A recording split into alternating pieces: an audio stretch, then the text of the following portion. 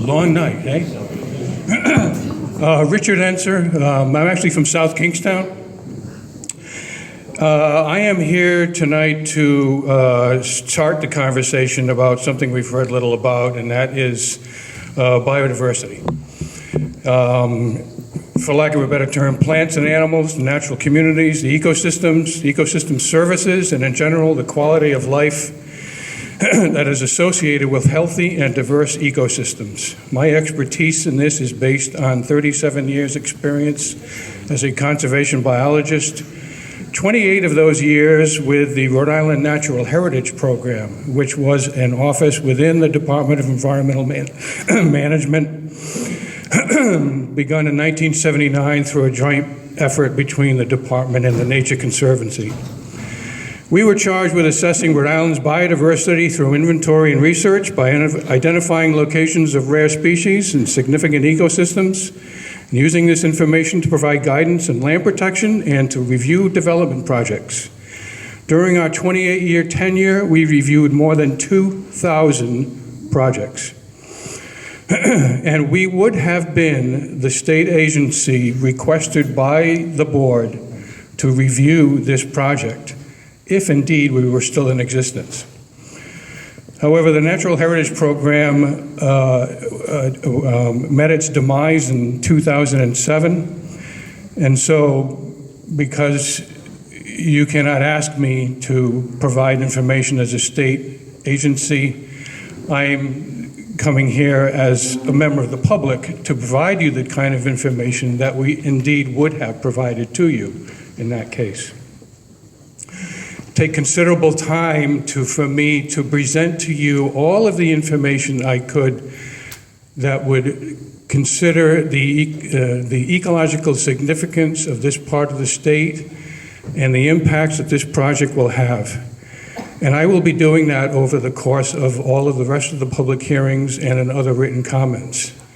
A lot of species-specific information. For now, I just want to sort of set the stage and talk to you about, actually remind you about various plans and reviews and other projects that have been done that talk about the ecological significance of this portion of the state. We've already heard from one person about the Resource Protection Project. That was in 1995. That was coordinated by the Environmental Protection Agency and included a working group of more than 100 people, including 31 people from the Department of Environmental Management, 6 state agencies, 6 federal agencies, 6 other state agencies, and a number of nonprofits that determined that the Moosip River Western Blackstone Resource Protection Area was one of the 9 most important areas in the state to protect. I remind you, this is called protection areas, where we're protecting natural resources. Well, the watersheds, and this is a quote from that report, the watersheds comprise a northern section of Rhode Island's western forest, the largest tract of forest habitat in the state. It's a significant non-urbanized area in the Washington, D.C. to Boston corridor, especially considering the interstate connections with Connecticut and Massachusetts. Area is inhabited by species that require large unfragmented tracts of forest, including neotropical migrant birds. They use these forests for nesting habitat and wide-ranging mammals such as the bobcat and the fisher. Higher elevations and cooler microclimate in this part of the state support natural communities typical of regions north of Rhode Island. The public is able to enjoy the large amounts of open space that are accessible through significant state holdings in the North-South Trail currently under development. That's only one plan. There are a number of other plans which you will become familiar with as a state planning director. One of those being Ocean State Outdoors, the outdoor recreation plan. We also have a forest plan that's a part of the state guide plan. We have a greenways plan that's a part of the state guide plan. We have the Rhode Island Wildlife Action Plan. I think you'll find in reviewing all of these, in which I'm sure that the department will be doing that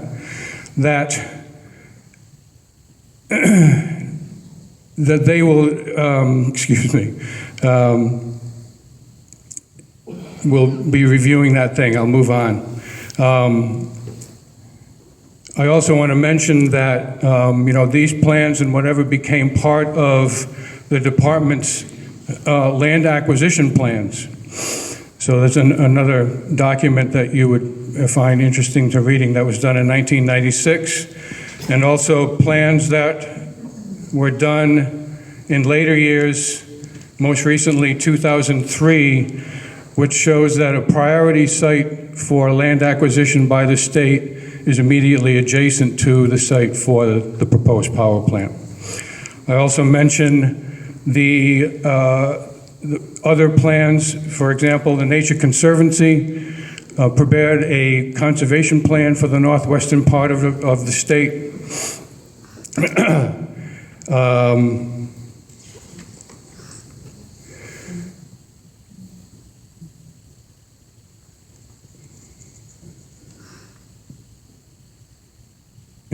I don't have that plan with me because I couldn't find a copy of it actually, but I do have a brochure that was placed out at the time that plan came out that suggested in and around Burrowville, Forster, and Gloucester, 14,000 acres of deep forest dominate the landscape. These woodlands provide sanctuary for migrating songbirds and numerous rare plants and wildflowers. Like Rhode Island's other natural areas, these lands are under increasing pressure from development and overuse. And I see you reaching for your microphone. And there's a lot more material to come, and I will just, return at the next public hearing and talk more about this stuff. But if I just want to can I just... plan to file written comment? The written comments I have already actually filed. I just wanted to come here tonight to provide some additional information, but I did want to make one last point. All of these plans, these aren't plans that were done last week or a month ago or in response to this proposal. These are plans that have been done decades ago, right up to the present time.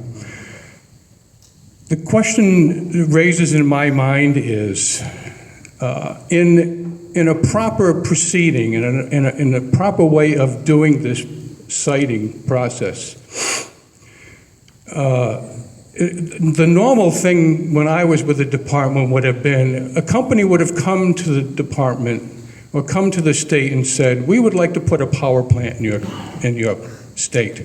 Where would be the best place for us to do it where it would be least environmentally impact? We don't get that in this particular case. We get the company coming to us and saying, we're going to put this plant here, you deal with it. So why, and that's why I say I'm reminding you of these plans. You all know about these plans. This is nothing new.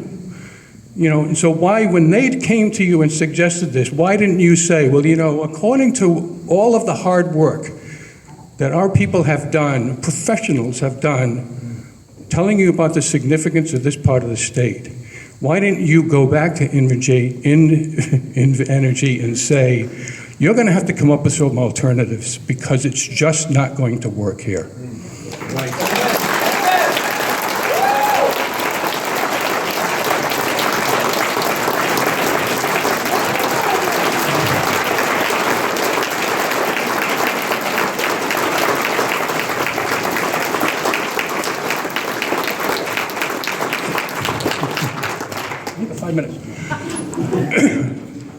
I just want to leave you with two words that were in that environmental impact statement that people talked about, and the Buck Hill Road site, that's the same site, and that the determination was made that this site was basically inconsistent and incompatible with the resources in this part of the state.